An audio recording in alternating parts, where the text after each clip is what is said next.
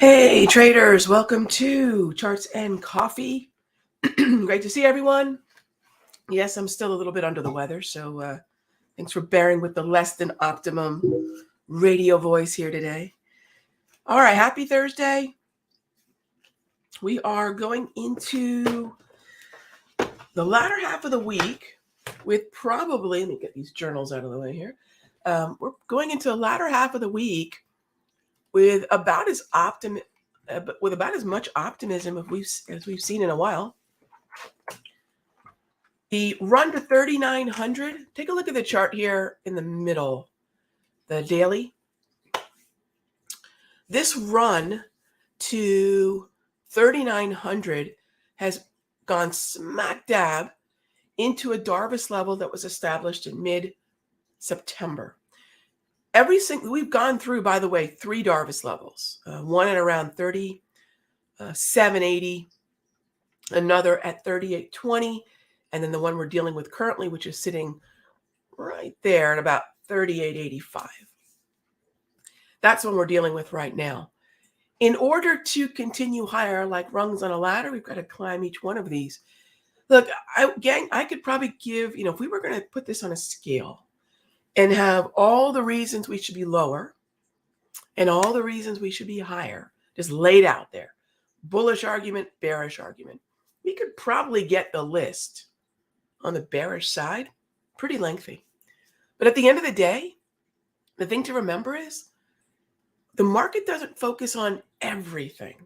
I could find right now, I could think about 7 reasons that the market should be just crushing 3,500, right? Reasons. And I can think of about 3, maybe 4 as to why we can make a bullish argument to say 4,100. I know. If I'm going to have if I'm going to talk about 3,200 on the S&P, we have to have an opposite argument around 41. Okay. The bottom line is all those things are out there, and to various degrees, they've been factored in. This is where volume comes in. As those news bits, as that idea is hitting the airwaves, mainstream, TV, whatever it is, whatever it's being most discounted, excuse me, gang, wherever it's being most discounted, what is the volume? Are we going through volume levels, or do we have more volume on that particular day than not? That's going to give us an idea of the participation of that idea. And so the market can only focus on a few things at a time. Now, we cannot multitask. And frankly, neither can the market. It can't multitask either. So remembering that, we're just going to accept that right now we're seeing a more bullish argument. Whether or not Mary Daly's words last week have merit, whether or not Janet Yellen talking about buying back bonds has merit, really doesn't matter. We had Microsoft just get crushed yesterday. We actually held some significant lows. We're still trading above yesterday's lows and right now above yesterday's close. So again, what the market is focusing on is really our focus. And that is really what price is reflecting. And if price is reflecting that with volume, now we're on the side of the broadest opinion. So that's what I wanted to open up today's Charts and Coffee with. And of course, this is all about your questions. And let's go and jump into the questions here. And let me see if I can't move the charts up just a bit. I think we're good. Yeah. Okay. Hey there, Ann. Outstanding webinar. Ann, I really appreciate it. It takes a village, as they say. Lorna Bott was there answering questions. Trish put that slide deck together because, she's really aware of how much a lot of the lessons from 2008 have echoed throughout my trading career. She's been with me here for over 10 years. So whenever we go through difficult times in the market, and this is not the first time, whenever we have difficult times in the market, some of you might recall late 2018, early 2019. It was a very dramatic time in the market. Obviously 2020.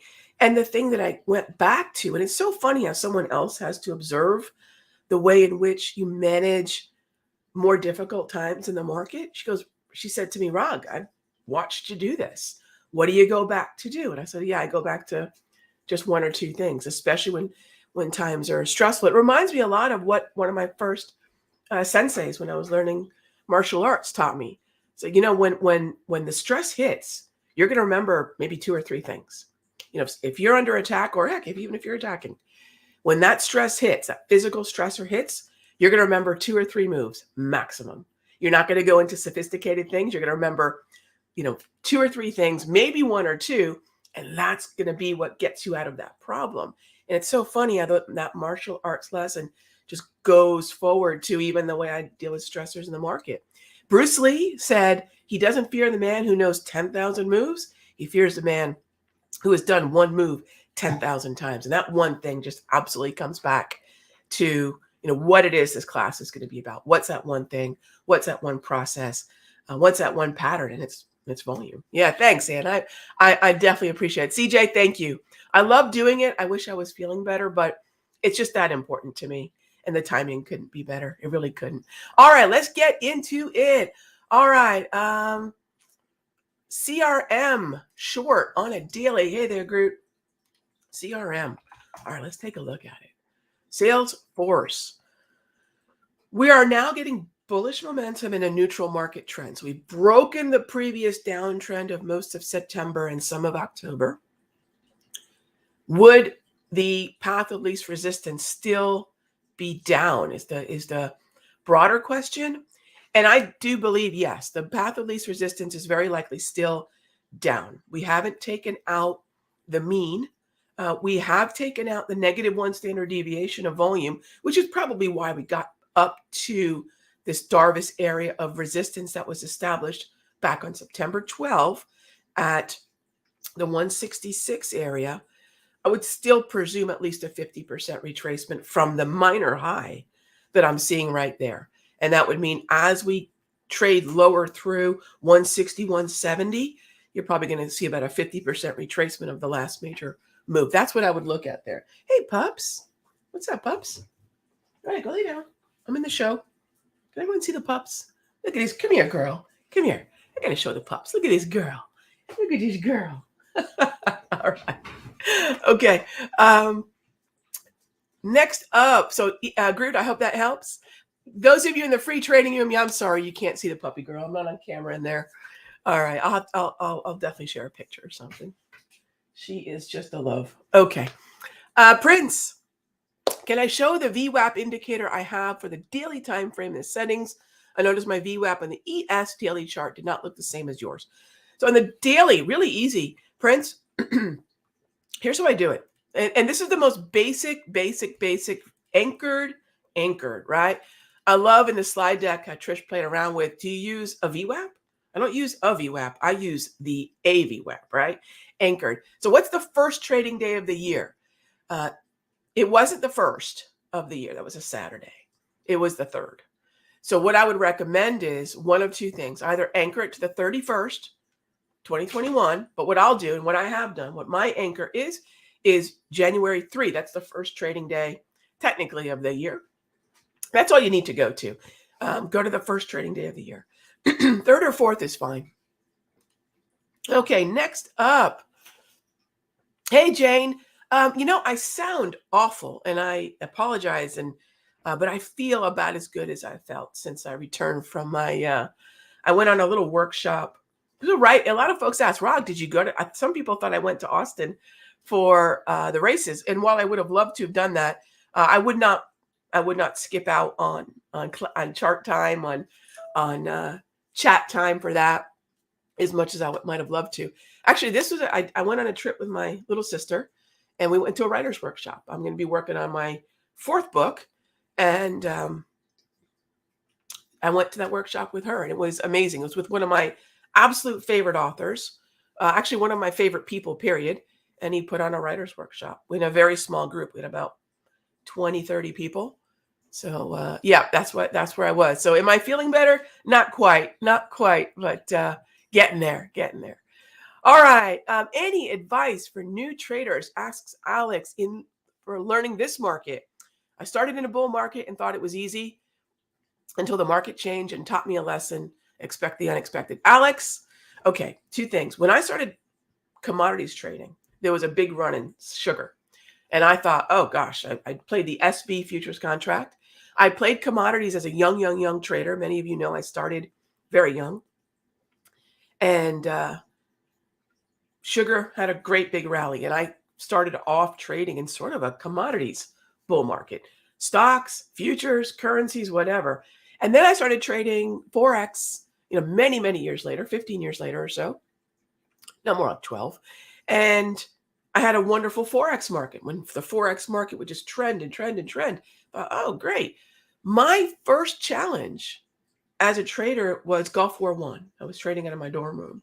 And I thought, what is this? But it was a very small event. It wasn't a monetary policy event. It was a geopolitical event. And I was trading, of all things, gold back then. And I thought, wow, if I could manage that, this is easy. And then the Asian contagion and the Russian ruble and the long-term capital management hedge fund implosion happened. And that was a very difficult 10 to 12 months. And I thought, wow, that was the first crazy market I dealt with. And then that mimicked a lot of what the 2001, 2002 market looked like. And then that 2001, 2002 looked like a lot like 2008. But 2008 clearly was something we had all never seen. But the patterns and the behavior were similar, just bigger. They're on steroids in terms of the reaction.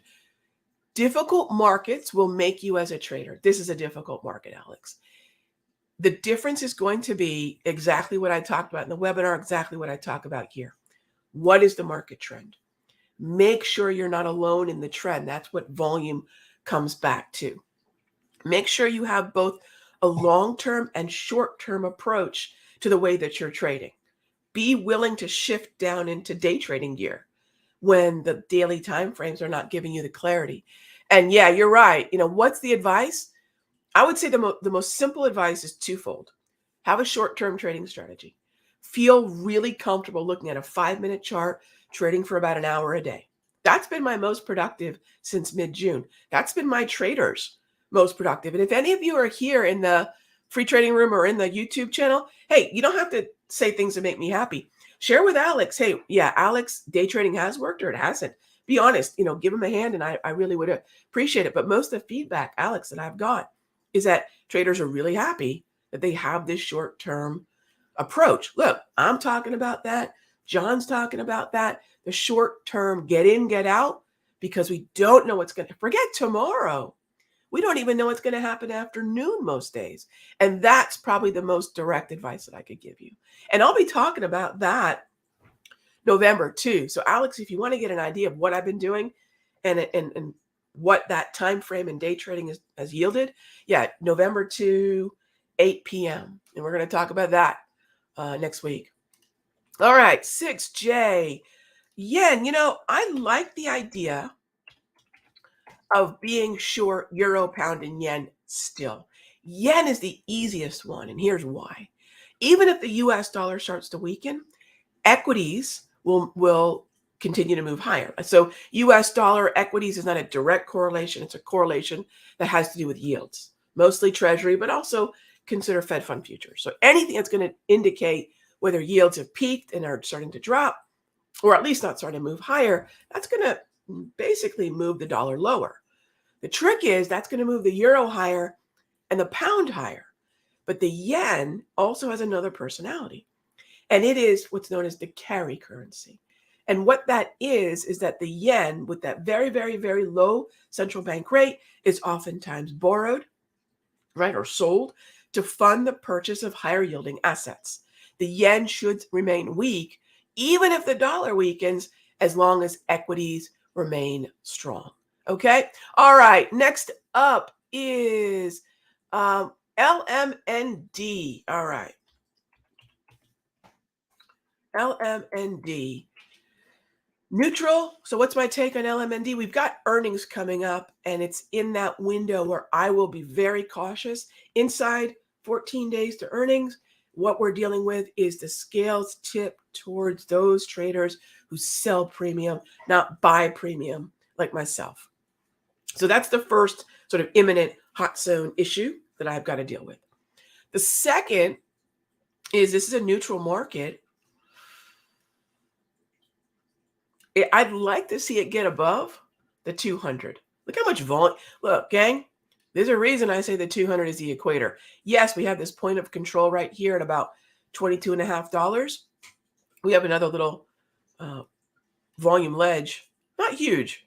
Oh, no, I take that back. It's a significant volume ledge sitting at 29, where that 200 exponential is sitting. It's going to be very important that if you look, this is an if you can get a fill at around $18 to $19, you're able to buy at the lower end of the range. If you're going to buy around 23 here, which is the point of control for this year, you will be able, you really should think about being able to tolerate a move down to the lower end of the range where that purple Darvis is at. A lot of this is going to be tricky because of earnings. The real follow through is going to come as we take out both the volume and the technical overhead resistance at 29. Okay, that's the way I would break that down. All right, next up, Martha asks, how many accounts do I day trade in? I've got 2 options trading accounts. I've got 1 stock trading account. And I've got 2 futures trading accounts. Day trading, that's a day trading. Now, you would think, oh my gosh, Rog, that's 5 accounts. In my day trading accounts, I keep a lot less money because I've got day trading margin and I'm not holding positions overnight. If I were to hold the positions overnight, you need a lot more margin to hold, for example, S&P futures overnight.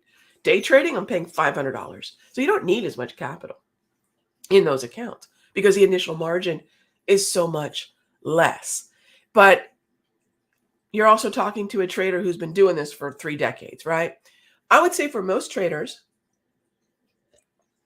what you would want is, even when I trade overnight options, I've got 4 options trading accounts. I've got 2 futures trading accounts.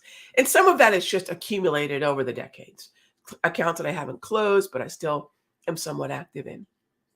What is too many to manage?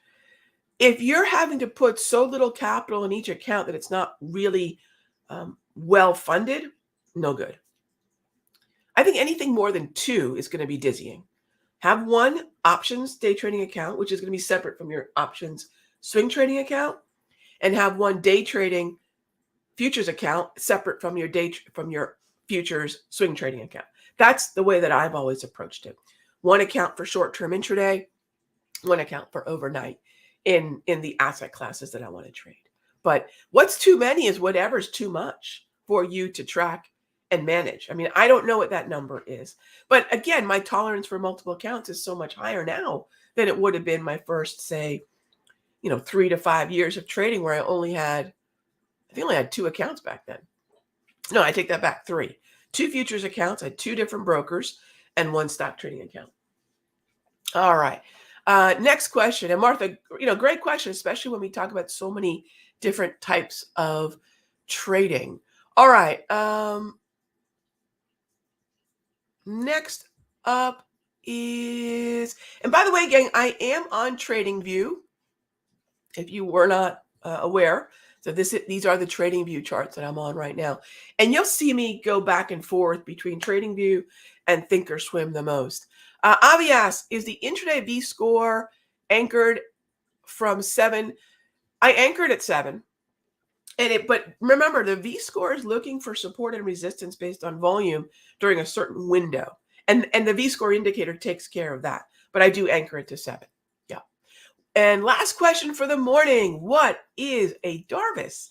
Taz, Nicholas Darvis was a trader in the 50s and 60s who wrote a very popular book. What was it? How I Made $2 Million in the Stock Market, I believe is the title.